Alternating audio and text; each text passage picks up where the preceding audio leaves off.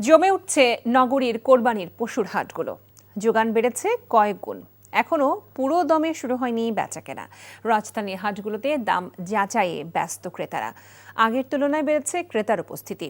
দাম নিয়ে মিশ্র প্রতিক্রিয়া আছে ক্রেতা বিক্রেতাদের মধ্যে। তবে এবার মহাসড়কে চাঁদাবাজি অনেকটাই কমে আসায় স্বস্তিতে ব্যবসায়ীরা।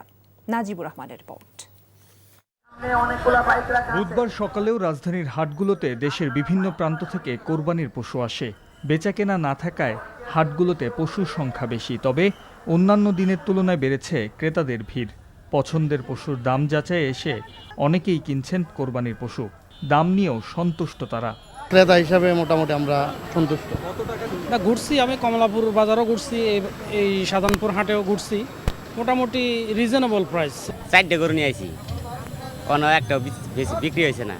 মাঝারি আকারের গরুর দাম 1.5 থেকে 2 লাখ টাকা হাঁকাচ্ছেন বিক্রেতারা। তবে ছোট গরুর যোগান আর চাহিদা দুটোই বেশি। ছোট আকারের গরু 80,000 থেকে 1 লাখ টাকায় কিনতে পারছেন ক্রেতারা।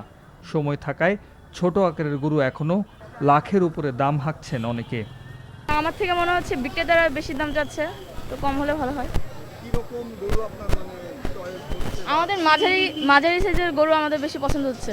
আমরা যে দামে চাচ্ছি ইনশাআল্লাহ, বাজার আরও তো 2 দিন আছে, ঈদ আরও 2-3 দিন আছে, তা আমরা আশা করি ক্রেতা বাড়বে, বিক্রিও হবে ইনশাআল্লাহ। ক্রেতা এখন আপাতত আজকে থেকে ভালোই শুরু হয়েছে, এই 2-1 দিন থেকে মানে হালকা পাতলা ছিল। যারা ছাগল কিনতে চান তাদের গুনতে হবে 10 থেকে 30,000 টাকা। 40 আর 30, 70। বৃহস্পতিবার থেকে পুরোদমে কেনাবেচা শুরু হওয়ার আশা করছেন ব্যবসায়ীরা। Najibur Rahman, NTV news, Dhaka. এই ঈদে জামা জুতো অ্যাক্সেসরিজের ডিসকাউন্ট।